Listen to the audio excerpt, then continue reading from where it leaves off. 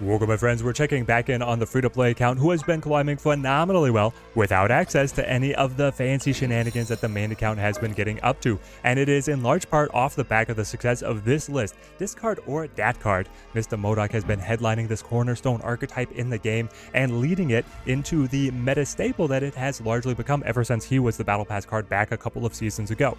Now it's worth a shout out that a lot of people are substituting Nebula for the Sunspot and Storm for the Professor X to be able to leverage the brand new hotness that came out this month.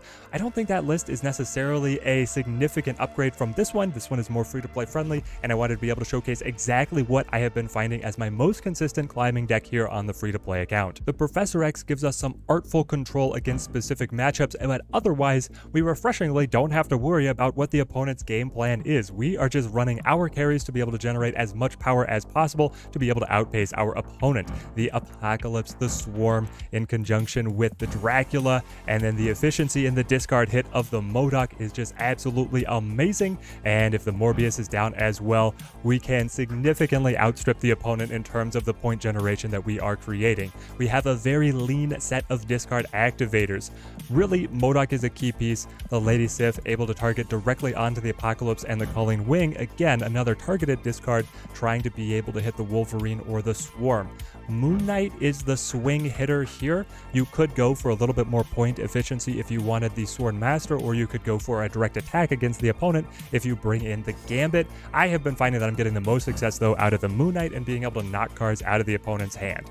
Chavez gives us great consistency, and then I do love the Sunspot here because there are plenty of situations where we just take a turn and we full pass, putting the extra energy on the Sunspot and waiting to be able to trigger our discards either all together with the Modok or just waiting for a combo piece to be able to align with Wolverine and Swarm. So with the Sunspot developed, we don't feel pressured to deploy these cards early to be able to maintain tempo up against the opponent.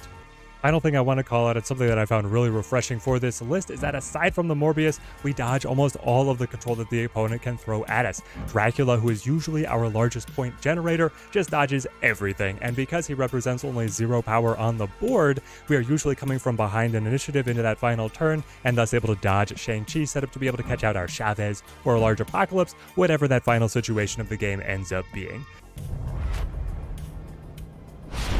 Diving in here, we've got what I feel like is the optimized list up above, but if you guys have been finding success with something else, I would love to hear about it down in the comments. I do love Professor X here. The possibilities are so much fun to be able to catch people out with this location control. If you're able to get the Culling Wing to discard the Swarm early, you can produce this great burst of tempo that people are not really used to. They're expecting you to hold all your Swarms until the very final turn, but then suddenly 9 power appears and locks down a lane that catches them out, and up against Galactus, it shuts them up completely. Just looking like what we might be up against here. Swarm does okay against the Galactus as well, but Professor X does absolute magic. We'll go Dracula here. Go ahead, play it to nowhere. He's not on reveal, he's not ongoing, he just doesn't care. What are they gonna show? There's a Doc Ock. I want Prof X to survive. He survives. Big ol' Apoc, glad we developed him. Okay, we have to survive again. All right. Things got a little touch and go there. But, I mean, still happy with where we're at. Prof X comes in. They cannot play the Galactus here. They even lost their null. What are you gonna do? What are you gonna be capable of? I'm not worried.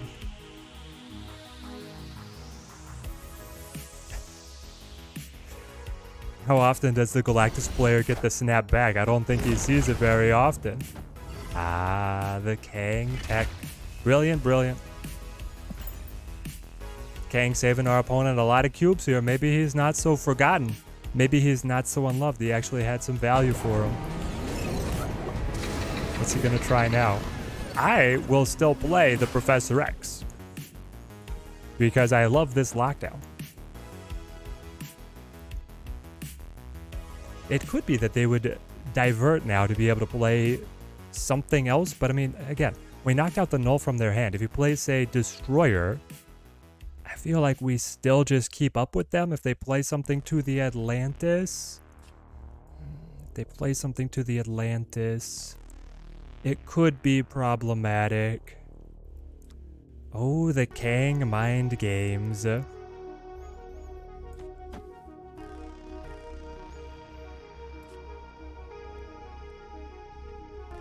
love it.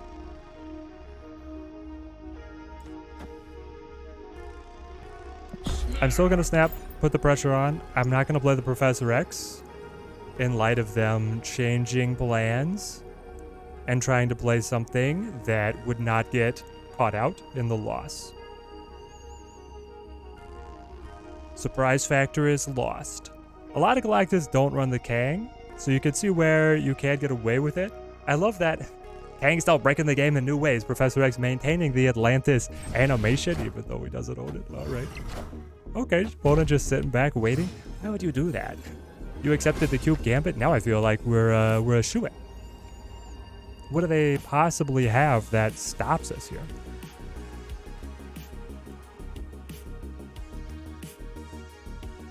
I don't understand.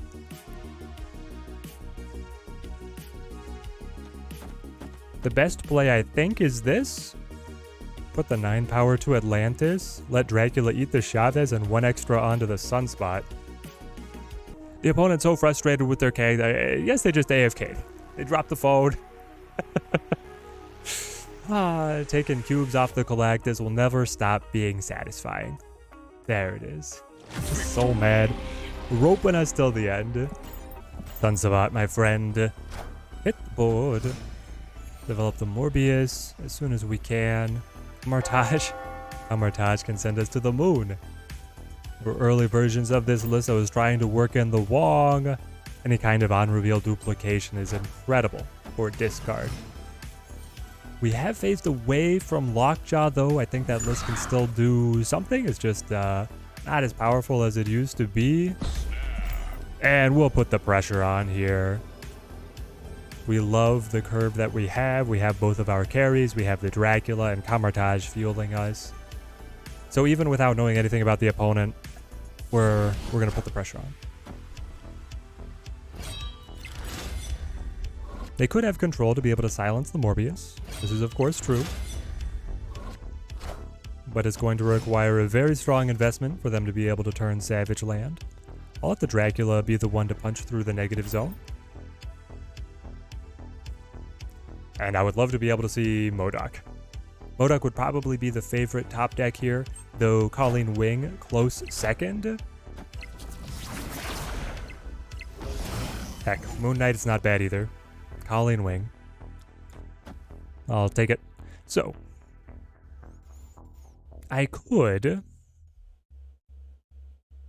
leave it to chance. If she hits Wolverine first, it's great because then he hits the board and then she's guaranteed to hit the Swarm. If she hits Swarm first, then she's going to be guaranteed a follow-up on the Swarm. And I am stuck a little bit. So in the interest of really culling the hand down into exactly what I want Dracula to be able to work with on the final turn, I'm going to play the Wolverine.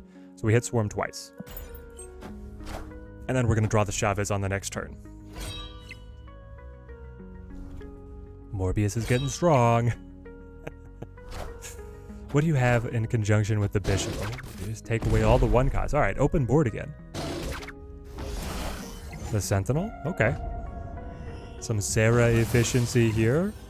We've already snapped. Dracula going to be able to take up the win on his side of the board. Yeah. What a hand. Chavez, Swarm, Swarm, Swarm, and then Dracula into a 20-point apocalypse. Yes, please. Nexus and Bifrost. Have to be careful what we choose here as our Nexus champions. Morbius certainly going to be in the running here. GF gives them a lot of flexibility. Putting Professor X down to be able to lock the lane up early could be a good move. If it's like, well, Wolverine. Leave the Swarm, use the Wolverine. But basically the Morbius, another card, Dracula, Professor X. So they cannot really contribute on turn 6, but we can still contribute by cultivating a big card for the Dracula. Okay, so I play Swarm here. The rare tempo Swarm play out of this deck, partially because I didn't have the Sunspot to develop.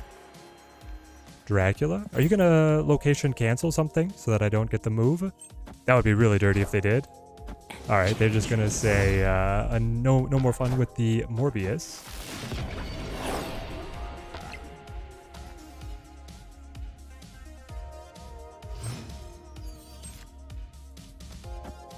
Prof X.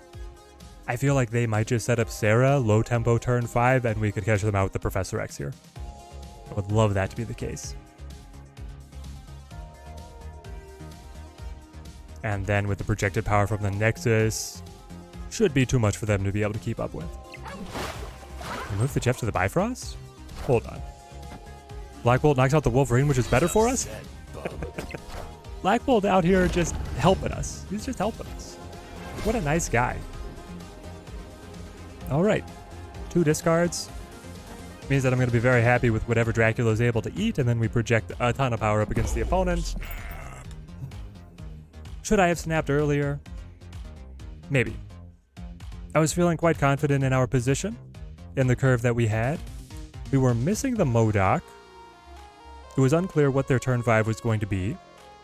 If they had something like Double Dinosaur, then it could have still been a little bit scary for us. They play it, they accept. Ooh, Iron Lad grabbing something. Something exciting, I hope. What was it? I wish that you got to know what it was. Hilarious. Okay, well. Come on, Dracula. Showdown. 16 power, locking up the win for unanimous victory. Team Vampire here, ready to go off on our opponents. Hitmonkey, I'm sorry to tell you, you are probably just a discard fodder for the sake of more powerful Morbius. It's the Rick and Morty meme. What is my purpose? To power on Morbius.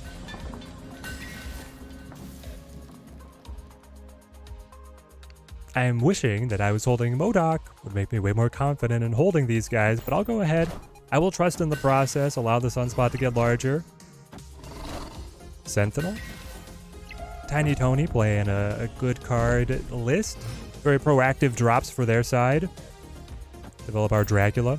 I want to be able to put Dracula up against competition from the opponent. I'm usually able to put a lot of power there, so I don't want to be caught overcommitting in with the Dracula to a lane where the opponent is just able to avoid us. And man, a top deck Modok would really hit this spot. Absolutely hit this spot. That or, of course, Calling Wing to be able to fit alongside the Moon Knight. Take away my Morbius. Now it's going to scale based on discards that they make, so they're just denying us the ability. Prof X instead.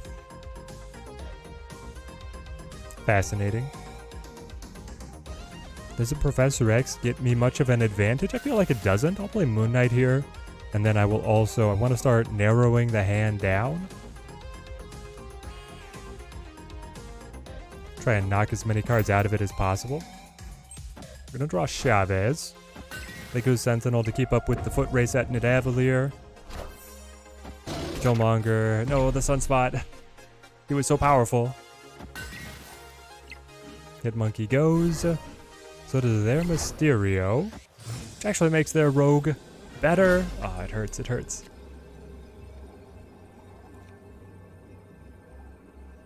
I think we've got to retreat here. Sure, I can play like Chavez, and then it's 1 and 3, though. If the Dracula does hit the Wolverine, you get into another like cycle. Dracula will gain 4. Wolverine hops to a random location. If it goes mid, it is an 8-point burst, but I think that the opponent caught us a little bit flat-footed here, missing the Modok, Calling Wing, Lady Sif. We didn't get our activators quite when we needed them.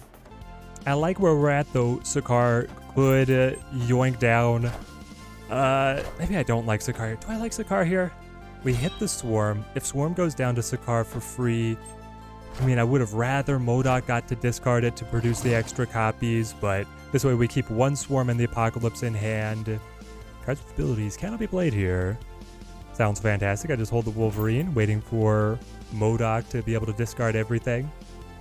This is feeling like a great set of draw. The only thing that could make me happier is a Dracula appearing. Morbius would also be fantastic. I don't want to trade any cards. All right.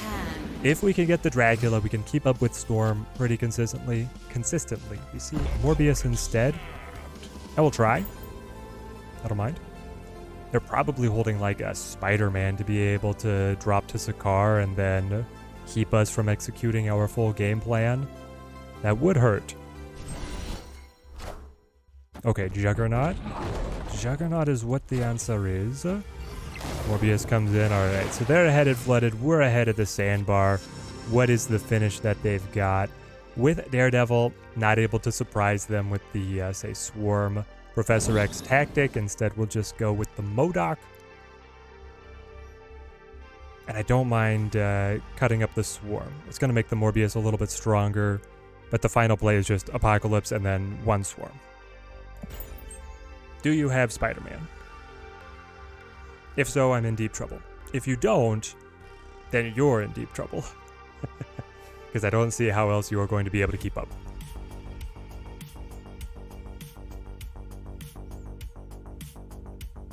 And I'm anticipating that Sandbar is the lockout against them. Oh, the Cosmo.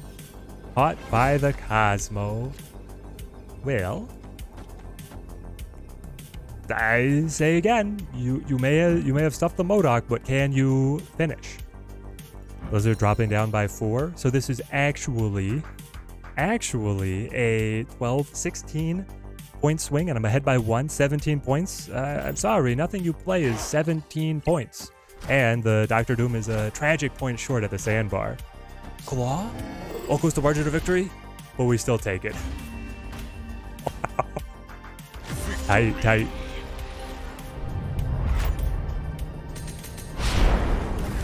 So here is the deck in all of its smiling but rocket glory. I am loving slamming these discard matches, and as long as we're able to find our carries, the opponent is hard-pressed to be able to keep up with us regardless of what list they are piloting. If you guys pick this one up, I hope it earns you many cubes on your climb up to infinite. Till next time, thank you guys for watching. Keep on snapping.